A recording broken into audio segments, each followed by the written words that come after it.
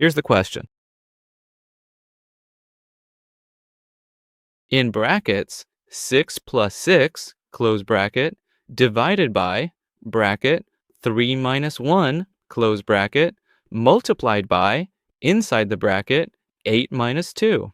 So first we'll solve the brackets. Here, 6 plus 6 becomes 12 inside the bracket. For the division, we'll solve the bracket again. So 3 minus 1 becomes 2. Multiplication. Now, if we solve the bracket, 8 minus 2 becomes 6, right?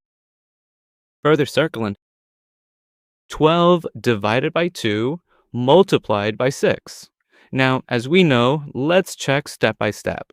If we give the first priority to division here and the second priority to multiplication, so let's continue solving. 12 divided by 2 times 6. 12 divided by 2 is 6. Now, 6 times 6 equals 36. 6.